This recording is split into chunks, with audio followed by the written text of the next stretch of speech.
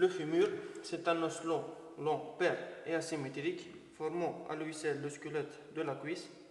Il s'articule en haut avec l'os coxal par l'articulation coxo-fémorale et en bas avec la patella et le tibia.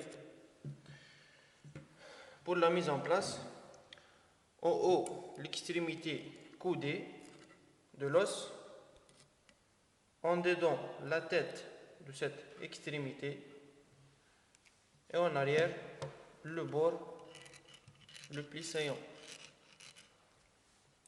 Comme tout os long, le fémur présente un corps ou diaphyse et deux extrémités ou épiphyses. Donc, pour le corps, il présente trois faces, une face ventrale, une face latérale et une médiale. De même, il présente trois bords, un bord latéral, un bord médial et un bord postérieur, appelé aussi la ligne âpre. La face ventrale du fémur, elle est convexe et lisse, donne insertion au vaste intermédiaire, qui est l'un des muscles formant le quadriceps fémoral. La face latérale, elle est excavée dans sa partie moyenne et donne insertion au vaste intermédiaire. La face médiale, elle est convexe et dépourvue d'insertion musculaire. Pour les bords médial, latéral et médial, ils donnent tous les deux insertion au vaste intermédiaire. Pour la ligne âpre, elle présente deux lèvres, une lèvre latérale et une médiale, séparées par un interstice. La lèvre latérale donne attache au muscle vaste latéral et la lèvre médiale donne attache au muscle vaste médial. L'interstice va donner insertion aux adducteurs de la cuisse avec le chef-corps du biceps fémoral. En haut, la ligne âpre va se diviser en trois branches. Une branche externe qui se dirige vers le grand trochanter. Elle donne insertion au grand adducteur et muscle grand fessier. Une branche moyenne, appelée aussi la ligne pectinée, qui donne attache au muscle pectiné, et une branche interne qui donne attache au vaste médial. En bas, la ligne âpre va se diviser aussi en deux branches qui vont circonscrire un espace dépourvu d'insertion musculaire, c'est l'espace poplité, où on peut palper le pouls poplité.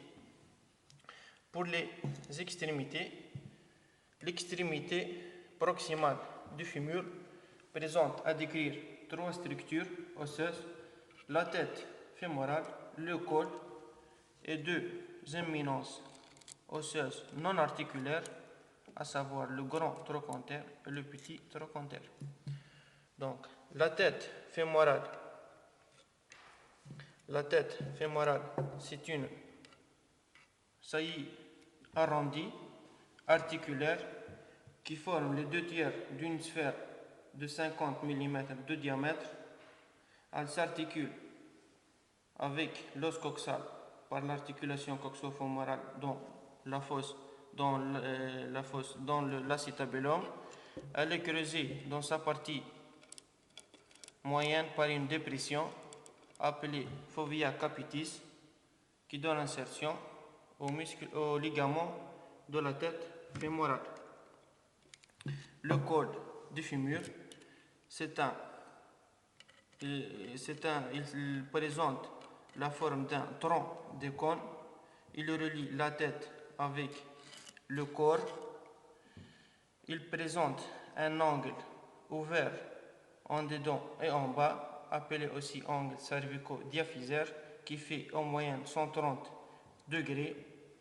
Si cet angle dépasse 135 degrés, on parle de coxa valga. S'il est inférieur de 120 degrés, on parle de coxa vara. Ces deux anomalies, les coxa valga et coxa vara, sont soit congénitales, c'est-à-dire qui apparaissent dès la naissance ou bien acquises, suite à un traumatisme par exemple. Pour les deux trochantères, commence par le grand trochantère. C'est une lame quadrilatère aplatie qui présente 4 faces. Une face postérieure qui donne attache au carré fémoral, une face latérale qui donne insertion au moyen fessier, une face antérieure où se termine le petit fessier et une face interne qui présente une petite dépression où se termine le tendon du muscle obturateur externe. Le petit trochantère a une forme conique.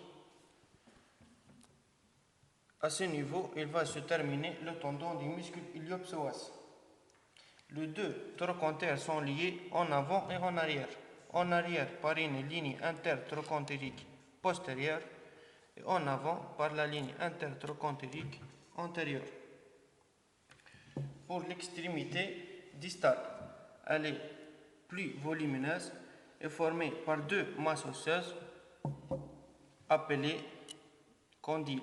Donc, on aura un condyle médial et un condyle latéral.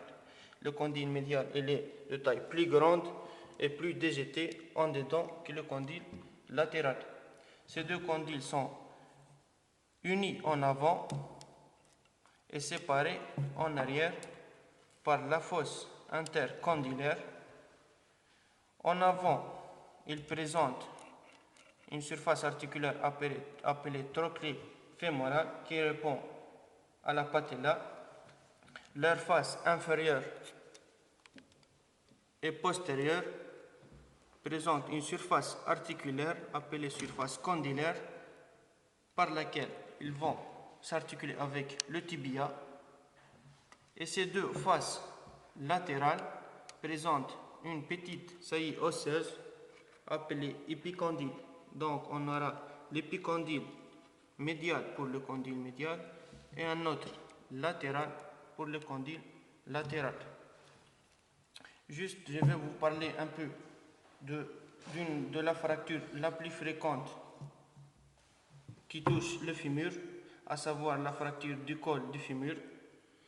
Elle touche surtout les âgés et les femmes présentant l'ostéoporose, qui est une maladie qui touche surtout les ménopausés par manque d'oestrogène.